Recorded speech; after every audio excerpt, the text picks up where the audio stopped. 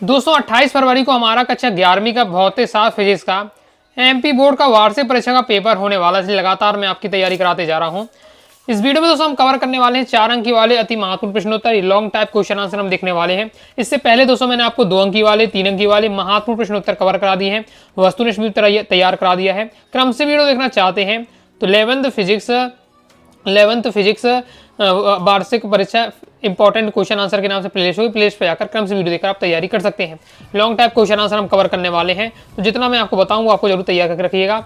तो समय मायने नहीं रखता पढ़ने के लिए, समय मायने नहीं रखता पढ़ने के लिए, वक्त मकसद और मन ही काफ़ी है। यदि आपका लक्ष्य और आपके पास जुनून है तो आप क्या कम समय में भी अच्छा स्कोर कर सकते हैं और ज़्यादा मेहनत करके अच्छा स्कोर प्राप्त कर सकते हैं।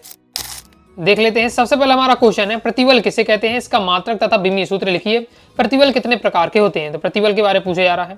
अब जैसे मैंने प्रतिबल आपको यहाँ 4 नंबर में समझा रहा हूँ, हो सकता है यही आपका एक वाक्य में पूछ लिया है प्रतिबल किसे कहते हैं, 2 नंबर में भी आ जाए। तो मैं जो आपको टॉपिक बता रहा हूँ वो तैयार करके रखिए, किसी भी रूप से आपसे क्वेश्चन आ सकता है। तो प्रतिबल क्या है, किसी वस्तु के अनुप्रस्थ काट के एकांक क्षेत्रफल में कार्य करने वाले प्रत्यानयन बल को प्रतिबल कहते हैं। किसी कोई वस्तु है उसके अनुप्रस्थ काट के एकांक क्षेत्रफल पर कार्य करने वाला जो प्रत्यानयन बल है वो प्रतिबल कहलाता है। प्रतिबल का फॉर्मूला याद करके रखना है, प्रत्यानयन बल बटे आपका हो जाएगा क्षेत्रफल। और मात्रक आपको तैयार करके रखिएगा, तो ये मात्रक है, बिंदु सूत्र भी दिया है। प्रतिबल के बारे में मतलब कंप्लीट है, यहाँ परिभाषा भी बता दी है, सूत्र भी बता दिया है, मात्रक भी बता दी, बिंदु सूत्र बता दिया है। अब हो सके आपका ऑब्जेक्ट में आ जाए प्रतिबल का मात्रक ऑब्जेक्ट में पूछ लिया जाए, बिंदु सूत्र पूछ लिया जाए, ओके, तो याद आपको डायरेक्ट करके रखना है। प्रतिबल के आपके प्रकार पूछे जा रहे हैं, तो प्रतिबल 2 प्रकार के होते हैं। एक अभिलंब प्रतिबल होता है जिसे अनुदैर्ध्य प्रतिबल कहते हैं, और दूसरा होता है आपका स्पर्श रेखीय प्रतिबल। नेक्स्ट हमारा क्वेश्चन, सीमांत वेग से क्या तात्पर्य है, इसके लिए सूत्र की व्युत्पत्ति कीजिए। सीमांत वेग पूछा जा रहा है, तो सीमांत वेग के बारे में दिया है, जब कोई गोला वस्तु किसी श्यान तरल में गिरती है तो प्रारंभ में गुरुत्वीय बल के कारण वेग बढ़ने लगता है, किंतु उसकी गति के विपरीत तल द्वारा आरोपित श्यान बल के कारण कुछ क्षण के पश्चात वह नियत वेग से गिरने लगती है। इस नियत वेग को ही क्या है, वस्तु का सीमांत वेग कहते हैं। तो ये आपका दिया हुआ है सीमांत वेग की भी परिभाषा, सीमांत वेग को क्या है, अंत वेग भी कहते हैं। तो ये भी आपको इस नाम से भी लिख कर आ सकता है, मैं कि हाई चांसेस सीमांत वेग लिख कर आए। तो ये परिभाषा, फिर आपको यहाँ इसके सूत्र की व्युत्पत्ति करनी है, तो सूत्र की व्युत्पत्ति भी आपको प्रैक्टिस कर लीजिएगा। ये आपका रहना सीमांत वेग के सूत्र की व्युत्पत्ति, प्रैक्टिस आपको कर लेना है। और रट सकते नहीं, ये आप जानते हैं, रट नहीं सकते हैं, तो बार बार एक बार क्या है लगाइएगा, ओके, पहले समझिएगा, फिर 1-2 बार आपको क्वेश्चन लगाने का प्रयास करिएगा। तो ये आपका दिया हुआ है सीमांत वेग के सूत्र तैयार से कर लेना है। नेक्स्ट देख लेते हैं। नेक्स्ट हमारा क्वेश्चन है, आवर्त काल एवं आवृत्ति को परिभाषित कीजिए और उनमें संबंध स्थापित कीजिए। तो पहले आवर्त काल और आवृत्ति की आपको परिभाषा बतानी, फिर इन दोनों में संबंध बताना है। आवर्त काल क्या है, एक कंपन पूरा करने में लगा समय वस्तु का आवर्त काल या दोलन काल कहलाता है। आवृत्ति क्या है, 1 सेकंड में वस्तु में जितने कंपन पूर्ण करती है उसे उस वस्तु की आवृत्ति कहते हैं। तो आवर्त काल और आवृत्ति के बारे में दिया है, अच्छे से तैयार कर लीजिएगा। आवर्त काल क्या है, एक कंपन को पूरा करने में लगा समय वस्तु का आवर्त काल या दोलन काल कहलाता है, जबकि 1 सेकंड में वस्तु जितने कंपन पूर्ण करती है उस वस्तु की आवृत्ति कहलाती है। आवर्त काल और आवृत्ति में आपको संबंध बताना है। यदि दोलन करती हुई वस्तु की आवृत्ति n तथा आवर्त काल क्या है, कैपिटल T हो, तो हम कह सकते हैं कि t सेकंड में दोलन की संख्या कितनी होगी, 1 होगी। तो 1 सेकंड में दोलन की संख्या कितनी हो जाएगी, स्मॉल n बराबर आवृत्ति बराबर हो जाएगा 1/t। तो अतः आवृत्ति बराबर क्या हो जाएगा, 1/, आवर्त काल। ये आपका संबंध, आवृत्ति बराबर 1/, आवर्त काल। तो यही आपका क्या संबंध है। तो सिंपल आपका दिया आवर्त काल आवृत्ति की परिभाषा और संबंध तैयार करके रखिएगा। नेक्स्ट हमारा क्वेश्चन है, सदिश राशि और अदिश राशि में अंतर बताइए। इंपॉर्टेंट है ये भी, किसी न किसी सेट में आपको ये क्वेश्चन देखने को मिल सकता है, अच्छे से आपको तैयार करके रखना है। सदिश राशि कैसे कहते हैं, अदिश राशि कैसे कहते हैं, और फिर उसकी परिभाषा दी हुई है, ओके, पहले पॉइंट में, फिर उसको उदाहरण देकर भी समझाया जा रहा है। इसके साथ इनकी विधियाँ किस विधि से करते हैं, पूरा आपका दिया हुआ है अंतर, तो तैयार कर लीजिएगा, ओके। और ये आपको ज़्यादा डिफिकल्ट नहीं रहने वाला, पढ़ते ही आपको समझ में आ जाएगा। सदिश सदिश में अंतर, 4 अंतर दिए, 4 तैयार कर लीजिएगा, कंप्लीट हो जाता है। आगे देख लेते हैं। फिर नेक्स्ट हमारा क्वेश्चन है, ताप की परिवर्ती दशा तथा स्थायी दशा में कोई 2 अंतर लिखिए। अथवा में है, मतलब दूसरा आपका क्वेश्चन है, चालन एवं संवहन में कोई 2 अंतर लिखिए। तो यहाँ आपको ताप की परिवर्ती दशा और ताप की स्थायी अवस्था में अंतर बताना है 2। इसके साथ ही चालन संवहन में अंतर बताना है। और चालन संवहन भाई प्रीवियस में पूछा भी गया था, ओके, तो इसे भी आपको तैयार करके रखना है। किसी न किसी सेट में आपको ये क्वेश्चन भी देखने को मिल सकता है। तो चालन संवहन में अंतर दिया है, तो ये तैयार करके रखिएगा। ताप की परिवर्ती दशा और ताप की स्थायी दशा में अंतर, ओके, ये तो कम इंपॉर्टेंट, लेकिन आपका चालन संवहन में अंतर ज़्यादा इंपॉर्टेंट है आपका, तो उसे आपको अच्छे से तैयार कर लीजिएगा। नेक्स्ट वाले में क्वेश्चन में कहा जा रहा है कि समीकरण हमें दिया हुआ है s बराबर ut + 1/at², इसकी आपको स्थापना करनी है। तो ये आपका दिया है समीकरण आपको क्या है स्थापना करनी है कि मान लेते हैं हम कोई भी वस्तु के नियत वेग से ए त्वरण की गतिशील है तथा उसका प्रारंभ वेग भी u होता है और t सेकंड के पश्चात विस्थापन s और वेग भी हो जाता है। तो औसत वेग हमने निकाल लिया है। ओके, इसके बाद हम क्या करते हैं, कुल विस्थापन बराबर होता है औसत वेग गुणे समय अंतराल। तो हमने यहाँ औसत वेग भी निकाल लिया है, समय अंतराल t हो जाएगा, तो हमारे स्क्वायर सिद्ध हो जाएगा। तो प्रैक्टिस एक बार करके रखना है। नेक्स्ट हमारा क्वेश्चन देख लेते हैं। नेक्स्ट हमारा चक्रीय प्रक्रम किसे कहते हैं, इसके विभिन्न चरण लिखिए, पीवी ग्राफ आरेख बनाइए। प्रीवियस में आ चुका है, इंपॉर्टेंट आपका रहने वाला है, ये भी आपको किसी न किसी सेट में देखने को मिल सकता है। चक्रीय प्रक्रम क्या है, तो जब कोई निकाय विभिन्न अवस्थाओं से गुजरता हुआ अपनी प्रारंभिक अवस्था में आ जाए तो इस प्रक्रम को चक्रीय प्रक्रम कहते हैं। सिंपल है, यहाँ से चलना स्टार्ट किया, यहाँ से चलना किया, दोबारा कुछ समय पर क्या है, यही दोबारा अपने स्थान पर आ जाए तो ये क्या है, चक्री उसने पूरा किया है, तो चक्रीय प्रक्रम है। तो जब कोई निकाय क्या विभिन्न अवस्थाओं से गुजरता हुआ अपनी प्रारंभिक अवस्था में आ जाए तो इस प्रक्रम को चक्रीय प्रक्रम कहते हैं। मैंने यहाँ रहता है उसके विभिन्न चरण आपको लिखना और इसका पीवी ग्राफ बनाना। तो ये आपके चरण दिए हुए हैं, तो इसे आपको तैयार करके रखना है। फिर इसका आपको ग्राफ देखना है, तो ये ग्राफ दिया हुआ है, तो आप क्या स्क्रीनशॉट ले लीजिएगा और प्रैक्टिस जरूर कर लीजिएगा। नेक्स्ट जो हमारा क्वेश्चन है, इसमें हमसे दो क्वेश्चन पूछे जा रहे हैं। प्रत्यास्थता की सीमा से आप क्या समझते हैं और प्रत्यास्थता की थकान को समझाइए। प्रत्यास्थता की सीमा समझ लेते हैं। पहला है विरूपण बल के परिणाम की वह सीमा जिसमें कम बल लगाने पर पदार्थ में प्रत्यास्थता का गुण बना रहता है तथा इससे अधिक बल लगाने पर पदार्थ का प्रत्यास्था का गुण समाप्त हो जाता है। प्रत्यास्था की सीमा कहलाती है। प्रत्यास्था की सीमा, प्रत्यास्था का मतलब क्या होता है, किसी वस्तु पर क्या बल लगा रहे हैं, ओके, तो वस्तु क्या है, जैसे रबड़ है, रबड़ को हमने खींचा इस प्रकार से लंबा हो गया, बस इतना ही खींच सकती है। ये वस्तु हमने क्या है, रबड़ को खींचा इतना ही खींच सकती है, ओके, और फिर तो ये हमारा क्या कहलाएगी, उसका प्रत्यास्था गुण कहलाएगी। लेकिन एक सीमा होती है, खींचने की सीमा होती है। एक सीमा के बाद क्या अगर ज्यादा बल लगाएंगे तो वो क्या रबड़ टूट जाएगी। तो जो अधिकतम बल लगाने पर पदार्थ का जो प्रत्यास्था गुण जब समाप्त हो जाता है वही उसकी क्या प्रत्यास्था की सीमा होती है। ये नाम ही प्रत्यास्था की सीमा, यानी प्रत्यास्था यानी खिंचाव कर सकते हैं, लेकिन एक लिमिट में क्या है, एक सीमा तक हम क्या उसका खिंचाव कर सकते हैं। फिर ज्यादा और लिमिट से ज्यादा हम क्या है उसकी सीमा से ज्यादा खिंचाव करेंगे वो वस्तु क्या है उसे टूट जाएगी, ओके, तो उसका प्रत्यास्था गुण क्या समाप्त हो जाएगा। तो वही जो सीमा है उसका क्या है प्रत्यास्था सीमा कहलाएगी। नेक्स्ट है प्रत्यास्था की थकान को समझाइए। तो प्रत्यास्था की थकान क्या है, जब किसी तार पर कोई बल लगाकर अधिक समय तक लगा रहता है तो तार धीरे धीरे स्वतः ही समय के साथ बढ़ने लगता है। ऐसा आभास होता है कि तार अब थक गया है और विरूपण बल के प्रभाव से मुक्त होना चाहता है। यदि तार को कुछ समय के लिए विरूपण बल से मुक्त रखा जाता है तो कुछ समय बाद पुनः पूर्वावस्था में प्राप्त कर लेता है। इस दोष को प्रत्यास्था का श्रांति या प्रत्यास्था की थकान कहते हैं।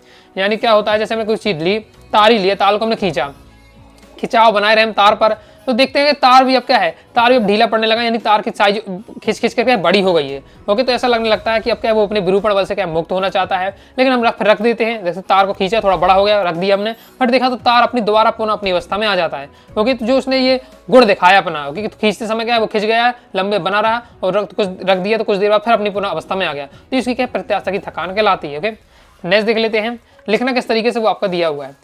सरल आवर्त गति करते हुए कण का विस्थापन समीकरण लिखिए, स्थापित कीजिए। प्रीवियस में ये भी क्वेश्चन आ चुका है, ये बहुत ज्यादा इंपॉर्टेंट ये भी रहने वाला है। सभी जो क्वेश्चन बताऊंगा सिर्फ सिलेक्टेड है जिनके आने के हाई चांस है। सरल आवर्त गति करते हुए कण का विस्थापन समीकरण आपको बताना है, तो ये आपका रहने वाला है। तो सरल आवर्त गति के बारे में दिया है कि जब हम कोई कण किसी वृत्त की परिधि पर एक समान कोणीय वेग से घूमता है तो उस कण की स्थिति से वृत्त के किसी भी व्यास पर डाला गया लंबपाद बिंदु की सरल आवर्त गति करता है। अब इसमें आपको विस्थापन समीकरण बताना, तो ये आपको विस्थापन समीकरण भी दिया हुआ है, तो ये आपको तैयार कर लीजिएगा। आगे देख लेते हैं। आगे नेक्स्ट हमारा क्वेश्चन, अप्रगामी तरंगे क्या हैं, इनकी विशेषताएं लिखिए। तो अप्रगामी तरंगे क्या होती हैं, तो जब समान आयाम तथा समान आवृत्ति की दो प्रगामी तरंगे किसी एक बद्ध माध्यम से समान चाल से एक ही दिशा में परंतु विपरीत दिशा में चलती हैं तो उनके अध्यारोपण से उत्पन्न होने वाली जो परिणामी तरंग है समय के साथ आगे नहीं बढ़ती है, इसे हम क्या अप्रगामी तरंग कहते हैं। फिर इसकी विशेषताएं दी हुई हैं, तीन विशेषताएं कि ये तरंगे माध्यम में आगे नहीं बढ़ती है बल्कि अपने ही स्थान पर का स्थिर रहकर फैलती और सिकुड़ती रहती हैं। इन तरंगों के गुण के कारण ही इन्हें अप्रगामी तरंग कहते हैं। मतलब ये तरंगे जो होती हैं एक आगे नहीं बढ़ के अपने ही स्थान पर ये फैलेंगी सिकुड़ेंगी और तरंगों के इस गुणों के कारण ही हमें क्या कहते हैं अप्रगामी तरंग कहते हैं। अप्रगामी जो क्या आगे नहीं बढ़ रही हैं। जैसे इन तरंगों द्वारा ऊर्जा का कोई भी स्थानांतरण नहीं होता है। इन तरंगों के माध्यम से कुछ बिंदुओं पर स्थित कण सदैव स्थिर रहते हैं अर्थात उनका विस्थापन क्या शून्य रहता है। इन बिंदुओं को कहते हैं निस्पंदन कहते हैं। नेक्स्ट हमारा क्वेश्चन है, कोई कण एक समान त्वरित गति से गतिशील रहता है, इसका वेग समय ग्राफ बनाइए जबकि त्वरण क्या ऋणात्मक हो। ये आपका दिया हुआ है, सिर्फ देख लीजिएगा। कोई कण एक गति एक समान त्वरित गति में गतिशील होता है तो हमें क्या है, वेग समय ग्राफ बनाना है। ये आपके आगे पूरा ग्राफ दिया हुआ है, तो इसे देख लीजिएगा। आगे देख लेते, आगे वाला क्वेश्चन बहुत ज़्यादा इंपॉर्टेंट रहने वाला, मतलब 100% मैं कह सकता हूँ किसी न किसी सेट में आपको जरूर देखने मिलेगा, हर साल आता है। ओके, अब जैसे आपको पता है कई सेट में पेपर आएंगे, A B C D इस प्रकार से सेट में पेपर आएंगे, तो हर सेट में अलग अलग क्वेश्चन होंगे। ओके, तो ये मुझे विश्वास है कि किसी न किसी एक सेट में जरूर आपको ये क्वेश्चन देखने को मिलेगा। प्रक्षेप गति से आप क्या समझते हैं? सिद्ध कीजिए कि प्रक्षेप का पथ पर्यावरण होता है, मतलब आना ही आना इस क्वेश्चन को। ओके, प्रक्षेप गति किसे कहते हैं और सिद्ध करना है हमें जो प्रक्षेप का पथ होता है वो पर्यावलाकार होता है, यानी ये होता है। ओके, यहाँ से जैसे हमने यहाँ कोई खड़े हुए हैं, बस कोई पत्थर फेंकते हैं तो पत्थर अधिकतम ऊंचाई तक जाता है, पर कुछ समय बाद पर यूं इस पर नीचे आ जाता है, जो पथ बनता है वो क्या पर्यावलाकार बनता है। तो प्रक्षेप का पथ होता है पर्यावलाकार होता है, इस बात को आपको सिद्ध करना है। पहले तो आपको प्रक्षेप गति क्या है ये आपको क्या है, एक वाक्य में पूछ लिया जा सकता है, 2 नंबर पूछ लिया जाता है, तो याद करके रखना है। यदि किसी वस्तु को ऊर्ध्वाधर हम भिन्न किसी अन्य दिशा में फेंका जाए तो ऊर्ध्वाधर तल से एक वक्र पथ का गति करती हुई वस्तु पृथ्वी पर किसी अन्य स्थान पर गिरती वस्तु की इस गति को क्या प्रक्षेप की गति कहते हैं। ये हो गया आपके प्रक्षेप गति के बारे में। आप सिद्ध करना है कि प्रक्षेप का पथ पर्यावलाकार होता है, तो उसका आपको पूरा सॉल्यूशन दिया हुआ, पूरा आपको यहाँ व्यंजक निकालना पड़ेगा, तो इसे आपको जरूर प्रैक्टिस कर लीजिए, ये जरूर आपका क्वेश्चन देखने को मिलेगा। ओके, बहुत ज़्यादा इंपॉर्टेंट आपका ये क्वेश्चन रहने वाला है, लगातार ये क्वेश्चन पूछे जा रहा है, तो आपको जरूर ये क्वेश्चन फिजिक्स में देखने को मिलेगा, तो इसको पढ़िएगा, तैयार आपको कर लेना है। ये आपका यहाँ कंप्लीट हो जाता है, पूरा आपको सॉल्व करना पड़ेगा। प्रक्षेप गति की परिभाषा 2 ही लाइन की है, मैंने इससे आपका है सिद्ध करना आपको सीखना है, कंप्लीट हो जाता है। नेक्स्ट हमारा क्वेश्चन है, ये भी इंपॉर्टेंट रहने वाला है, किसी ठोस के रेखीय प्रसार गुणांक तथा क्षेत्रीय प्रसार गुणांक में संबंध स्थापित हमें करना है। तो आपके दिए क्षेत्रीय प्रसार गुणांक और आपका रेखीय प्रसार गुणांक में संबंध, तो इसको भी आपको देख लीजिएगा, तो इसे भी अच्छे से आप देख लीजिएगा, क्षेत्रीय प्रसार गुणांक और आपका रेखीय प्रसार गुणांक में संबंध, इसके आगे आपका ये दिया हुआ है, तो इसे भी आपको देख लीजिएगा। ये हमारा यहाँ निकल आता है, तो इससे मैं लास्ट में निष्कर्ष निकालता है क्षेत्रीय प्रसार गुणांक होता है वो मतलब वो रेखीय प्रसार गुणांक के क्या 2 गुना होता है। ओके, 2 गुना होता है, यानी जब क्षेत्रीय प्रसार गुणांक क्या होता है, रेखीय प्रसार गुणांक क्या होता है, 2 गुना होता है। नेक्स्ट देख लेते हैं, तो नेक्स्ट हमारा क्वेश्चन है ऊष्मागतिकी का प्रथम नियम क्या है, इसके आधार पर निम्न को समझाना है, समतापी प्रक्रम, रुद्धोष प्रक्रम और चक्रीय प्रक्रम। ये भी बहुत ज्यादा इंपॉर्टेंट है, ओके, प्रीवियस में आ चुका है और इसके भी आके यहाँ पे हाई चांस रहने वाले, कोई ना कोई सेट में ये भी क्वेश्चन आपको देखने को मिलेगा। तब ये आपको समतापी प्रक्रम, रुद्धोष प्रक्रम या चक्रीय प्रक्रम, ये केवल इतना पूछ लिया है, समतापी प्रक्रम क्या है, रुद्धोष प्रक्रम क्या है, ऑब्जेक्ट में एक वाक्य में इस बार से क्वेश्चन बन सकता है, बाकी लॉन्ग में आपका आएगा तो एक साथ आपसे ये सब कुछ पूछ लिया जाएगा। पहले तो ऊष्मागति का प्रथम नियम आपको तैयार कर लेना है, जब ऐसे निकाय को बाह्य बल कार्य करने में समर्थ हो, ऊष्मा दी जाती है तो निकाय द्वारा अवशोषित ऊष्मा उसके द्वारा किए गए बाह्य कार्य और आंतरिक ऊर्जा में वृद्धि के योग के क्या बराबर होती है, ऊष्मागति का प्रथम नियम। फिर आपको क्या है, इसके आधार पर समतापी प्रक्रम, रुद्धोष प्रक्रम, चक्रीय प्रक्रम बताना है। तो समतापी प्रक्रम क्या है, आदर्श गैस के समतापी प्रक्रम में ताप स्थिर होता है, रुद्धोष प्रक्रम में ऊष्मा का ना तो अवशोषण होता है ना ही निष्कासन होता है, और चक्रीय प्रक्रम में निकाय के प्रारंभिक व अंतिम अवस्था समान होती है, इसलिए से आंतरिक ऊर्जा परिवर्तन इस प्रकार से रहता है। तो ये आपको जिस तरीके से दिया इसी तरीके से आपको प्रैक्टिस करके रखना है, ये पूरा आपको सॉल्यूशन दिया हुआ है, तो प्रैक्टिस कर लीजिएगा। ऊष्मागतिकी के प्रथम नियम के आधार पर समतापी प्रक्रम, रुद्धोष प्रक्रम और चक्रीय प्रक्रम को समझाया जा रहा है, कंप्लीट हो जाता है। इस प्रकार से हमने 4 अंक वाले क्वेश्चन देखे हैं, अभी कुछ और क्वेश्चन मुझे आपको कवर कराना है, तो एक नेक्स्ट वीडियो आएगी तो उसमें और क्वेश्चन बता दूंगा। बाकी जो लगे आपके जो जैसे ये आप तैयार करके रखिएगा, और ये क्वेश्चन आपको तैयार करके रखना है, ये क्वेश्चन आपको तैयार करना है, 3-4 क्वेश्चन है, मतलब 16 क्वेश्चन है, तो 4-5 क्वेश्चन तो मतलब बहुत हाई चांस है इनके इंपॉर्टेंट, तो आपको जो पढ़ के जरूर रखिएगा। तो आई दोस्तों आपको वीडियो से भी लाइक करें, सब्सक्राइब जरूर दीजिए, साथ ही टाइम चैनल व्हाट्सएप को ज्वाइन कर लीजिएगा। डाउट आता है कारण से आप जरूर पूछिएगा। क्रम से वीडियो देखना चाहते तो 11th फिजिक्स की प्लेलिस्ट होगी इंपॉर्टेंट क्वेश्चन आंसर वाली, उससे जाकर आप क्रम से वीडियो देख लीजिएगा। मिलते हैं नेक्स्ट वीडियो में, तब तक के लिए बाय बाय।